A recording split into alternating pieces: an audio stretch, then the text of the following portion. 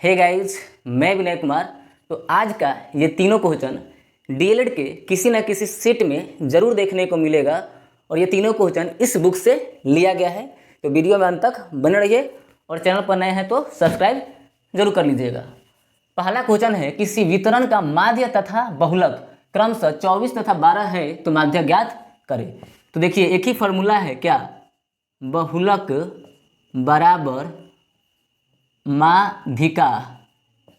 माध्यिका माइनस माध्य।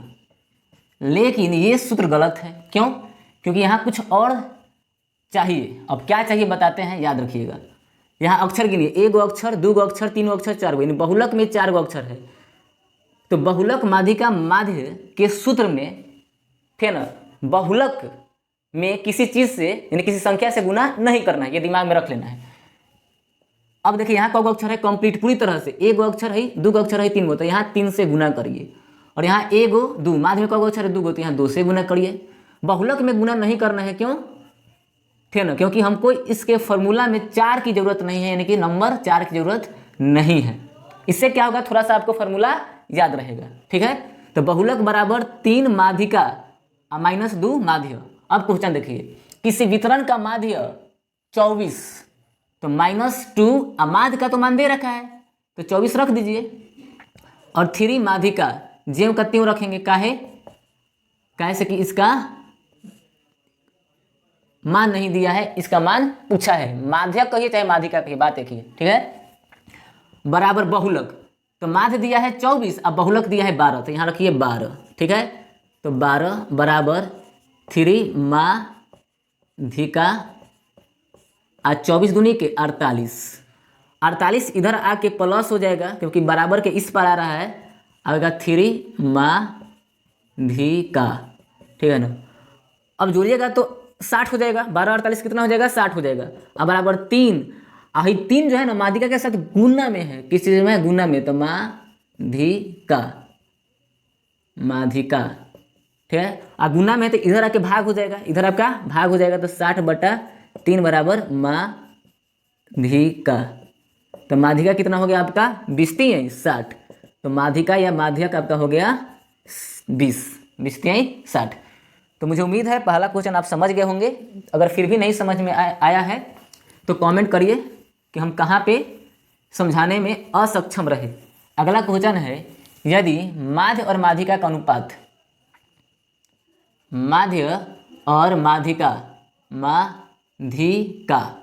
माध्य और माध्यिका का अनुपात दिया है 9:8। तो आपसे पूछा है माध्यिका को हम लोग माध्यक भी कहते हैं, और बहुलक का अनुपात पूछा है। किसका? बहुलक का अनुपात पूछा है। बहुत आसान क्वेश्चन है, बोलिएगा कैसे? तो देखिए, अगर डिटेल हम बात करें इसकी तो मानिए, माना कि माध्य बराबर 9x और माध्यक बराबर 8x है। ठीक है, अब अकॉर्डिंग टू फॉर्मूला यानी सूत्र से बहुलक बराबर माध्यक माइनस माध्य। देखिए, याद करने का बहुत आसान है। पहले 4 गो अक्षर लिखिए, तो 1 2 3 4, यानी बहुलक में 4 गो अक्षर है।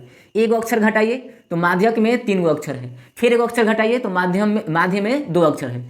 तो आप इस तरह से याद रखेंगे कि पहले 4 गो अक्षर वाला लिखिए, उसके बाद 1 अक्षर कम कीजिए, तो 4 गो में से 1 हो गया तो 3, तो 3 गो अक्षर वाला लिखिए, तो 3 गो अक्षर माध्यक में होता है या माध्यिका में होता है। उसके बाद फिर 1 अक्षर कम करिए तो माध्य में 2 गो अक्षर होता है। कंप्लीट। देखिए, आधा अक्षर नहीं, पूरा अक्षर गिनना है। ठीक है, और 4 नहीं लिखना है फॉर्मूला में। माध्यक में 3 गो अक्षर है तो 3 से गुना करिए, और माध्य में 2 अक्षर है तो 2 से गुना करिए, पहली बात। अब देखिए, क्वेश्चन आसान हो गया। कैसे? माध्य का मान दिया है 9x, माध्य का अनुपात कितना है, माध्य और माध्यिका का अनुपात 9:8 है। तो हम अपने से मान लिए हैं कि माध्य 9x है और माध्यक 8x है। ठीक है ना, तो मान अब फॉर्मूला में मान बैठा देना है सिर्फ। ठीक है ना, तो माध्य कितना है 9x, तो -2 माध्य कितना है 9x, तो यहाँ 9x रख दीजिए। और क्या दिया, माध्यक, तो यहाँ रख दीजिए 3। माध्यक दिया है 8x, तो यहाँ 8x रख दीजिए। कितना आसान हो गया। तो आपका निकल के आ जाएगा बहुलक। क्या हो गया? बहुलक।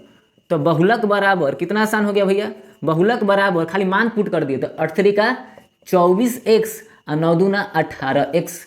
तो 24x में से 18x जाएगा तो कितना बच जाएगा, तो बहुलक बराबर हो जाएगा, ठीक है ना, 18 2 20 4 24, ठीक है ना, तो 6x हो जाएगा, कितना हो जाएगा 6x, ठीक है ना, 8 6 14, एक हासिल जोड़ेंगे तो दूध, ठीक है, तो 6x आ गया। तो माध्यिका और बहुला का अनुपात पूछा है तो सिर्फ क्या करना है, मान को पुट कर देना है, ठीक है। तो माध्यिका का मान कितना है, आइए देखिए, दिया है पहले माध्यक 8x है तो यहाँ रखिए 8x, अनुपात बहुलक कितना आ गया है 6x तो यहाँ रखिए 6x, तो x पहले काट दीजिए, तो 8 अनुपात 6, तो 2 चौका 8 हो गया, 2 3 6, अब नहीं कटेगा तो यही आपका आंसर हो जाएगा, 4 अनुपात 3।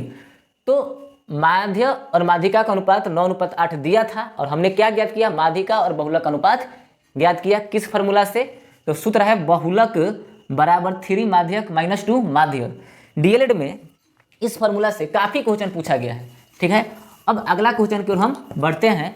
मेरा अगला क्वेश्चन है कि 1 3 4 5 7 4 का माध्य x है। तो माध्य का मतलब देखिए, माध्य ज्ञात करने का फॉर्मूला होता है कि जितना दिया गया है पद, यानी जितना संख्या दिया उसको संख्या को जोड़िए पहले, तो 1 + 3 + 4 + 5 + 7 जोड़ दिए, और जोड़ने के बाद गिनिए कौन को संख्या, 1 2 3 4 5 6, तो 6 से भाग कर दीजिए। अब माध्य कितना दिया है, x दिया है तो x रख दीजिए, ठीक है ना। माध्य ज्ञात करने का सूत्र है कि जितना भी संख्या दे रहा है उसको पहले जोड़िए, है ना, उसको पहले क्या करिए, जोड़िए, यानी सभी प्रेक्षणों का योग अब बेटा प्रेक्षणों की संख्या, तो प्रेक्षणों का योग दीजिए, प्रेक्षणों का योग मैंने सबको लेके जोड़ देना है। अब प्रेक्षणों की संख्या मैंने गिनिए कौन है, 1 2 3 4 5 6, यानी कौन संख्या है गिन लिए और सभी संख्या को जोड़ दीजिए, तो जोड़िए 7 और 5 12, 12 4 16, ठीक है ना। कुछ गलती हुआ है क्या, फिर से लिखते हैं, ठीक है, 1 + 3 + 4 + 5 + 7 + 4, अब बाटा 1 2 3 4 5 6 6, अब बराबर माध्य कितना दिया है x, मान लिया है कि इसको हल करिएगा ना तो आंसर x आएगा, x की जगह पर कुछ भी आ सकता है। तो अब जोड़िए इसको, तो 7 4 11, 11 5 16, 16 4 20, 4 24, तो ये आ गया 24, अब बटा 6 बराबर x, तो क्या 6 चौके 24, यानी x का जो मान आएगा आपका कितना आ गया 4, यानी ये जो बोल रहा था कि 1 3 4 5 7 4 का माध्य x है, यानी x की जगह पर आ गया 4, यानी माध्य कितना है 4 है। आगे कह रहा है, क्या कह रहा है कि आंकड़े 3 2 2 4 3 3 p का x - 1, p का ये दिया है माध्य, यहाँ पर मिस्टेक हो गया, p का माध्य x - 1 है, फिर से लिख दे रहे हैं यहाँ पर p का माध्य x - 1 है, तथा माध्यिका q है, तो p + q का मान ज्ञात करिए। तो देखिए माध्य कितना दिया है x - 1, है ना, तो फिर जोड़िए इसको 3 + 2 + 2 + 4 + 3 + 3 + p बटा, गिनिए इसको 1 2 3 4 5 6 7, तो जगह है जगह से भाग करिए, अब बराबर माध्य कितना दिया है x - 1, ठीक है।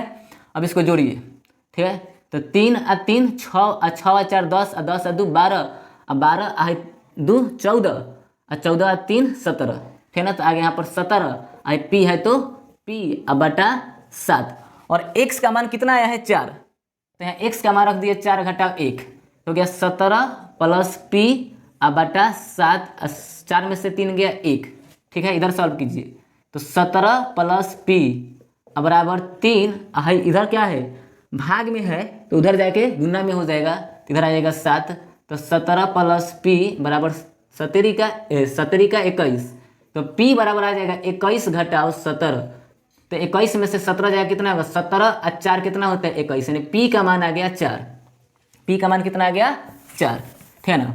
उसके बाद कह रहा है कि आंकड़े 3 2 2 4 3 3 p का माध्य x - 1 है तथा माध्यिका q है। तो माध्य ज्ञात करने का फॉर्मूला होता है, यहाँ पर ध्यान दीजिएगा कि 3 2 2 4 3 3 और p का मान कितना आया है 4, ठीक है ना, p का मान कितना आया है 4। तो अगर माध्यक ज्ञात करना है, क्या ज्ञात करना है माध्यक, क्या ज्ञात करना है माध्यक, तो इसका एक और फॉर्मूला होता है, क्या होता है कि इसको गिनिए कब है 1 2 3 4 5 6 7, तो 7 क्या है, 7 है विषम संख्या, क्या है विषम संख्या। तो अगर विषम संख्या गिनने के बाद अगर विषम संख्या प्राप्त होगा तो एग्जैक्टली बीच वाला कोई क्या होगा, आपका माध्यक होगा। लेकिन अगर गिनने के बाद सम संख्या आ गया, जैसे 6 क्या है, सम संख्या आ गया, तो बीच वाला 2 मान उठा लेंगे। लेकिन इसके पहले हम या तो बढ़ते क्रम में सजा ले, ठीक है ना, जो डाटा दिया गया है, जो आंकड़े दिया गया है, उस आंकड़े को या तो बढ़ते क्रम में सजा लेना है या तो आपको घटते क्रम में सजा लेना है, घटते क्रम में सजा लेना है, ठीक है। तो अब इसको देखिए 3 2 2 4 3 3 4, तो ये न बढ़ते क्रम में है न घटते क्रम में है। तो हम क्या करते हैं, इसको बढ़ते क्रम में सजा लेते हैं। तो बढ़ते क्रम का मतलब पहले छोटा लिखेंगे, तो लिखेंगे 2 2, फिर उसके बाद क्या लिखेंगे 3 3 3, कब वो 3 है, 1 2 3 वो 3 है। उसके बाद है 4 4, अब गिनिए कब है, 1 2 3 4 5 6 7, तो 7 क्या है, विषम संख्या। विषम संख्या आएगा तो बीच में से एक उठाना है। अगर सम संख्या आता है तो बीच में से 2 उठाते, तो बीच में से तो इधर बीच वाला चुनिए, तो 1 2 3, तो 3 को इधर से छटका दीजिए और 3 को इधर से छटका दीजिए। तो 3 को इधर से छटकाएंगे और 3 को इधर से छटकाएंगे, तो बीच में क्या मिल गया, 3 और 3 6 1 7, बीच में क्या मिल गया 3। तो आपका माध्यक कितना हो गया, आपका माध्यक हो गया आपका 3, यानी Q का मान आ गया 3, Q का मान आ गया 3, ठीक है। अब आपसे क्या पूछा है कि P प्लस Q का मान बताइए। तो P का मान है आपका, P प्लस Q पूछा है, तो P का मान है 4 और Q का मान है 3, तो P प्लस Q का मान हो गया 7। P का मान कितना है 4 और Q का मान है कितना 3, तो 4 3 7, ठीक है, 4 3 7। एक और क्वेश्चन ले लेते हैं हम माध्यक का, जिससे आपका डाउट क्लियर हो जाए, ठीक है। जैसे हम क्वेश्चन लिए आपके लिए कि 3 2 4 1 का माध्यक ज्ञात करें। माध्यक क्या ज्ञात करना है, माध्यक। तो हम क्या पहले बोले कि इसको पहले या तो बढ़ते क्रम में सजाइए या तो घटते क्रम में। तो हम सजा लेते हैं बढ़ते क्रम में, पहले 1 तब 2 तब 3 और तब 4, ठीक है, लिख लिया हम। अब गिनेंगे कि कौ गो है संख्या, तो 1 गो 2 गो 3 गो 4 गो, तो 4 गो संख्या है, तो 4 क्या है, सम संख्या, सम संख्या। तो सम संख्या का मतलब क्या है कि बीच में से कब उठाना है, 2 को उठाना है, बीच में से 2 लेना है। अब बीच में से 2 लेंगे तो उसे जोड़कर 2 से हमेशा 2 से डिवाइड करना है, अर्थात इसको ऐसे भी बोल सकते हैं, ठीक है ना, क्या कि n/2वां पद या n/2 प्लस 1वां पद, ऐसे भी इसको समझ सकते हैं। तो देखिए 4 गो है तो 4/2वां पद, तो काटिए 2 दूनी के 4, यानी कि दूसरा पद।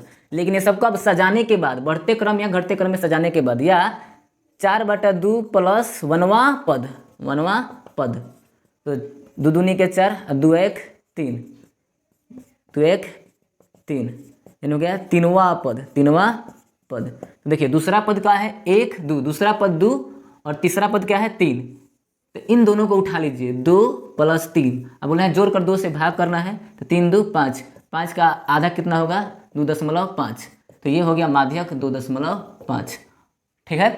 तो मुझे उम्मीद है आज का ये वीडियो आपको समझ में आया होगा। तो मिलते हैं अगले वीडियो में। जय हिंद, जय भारत, जय संविधान।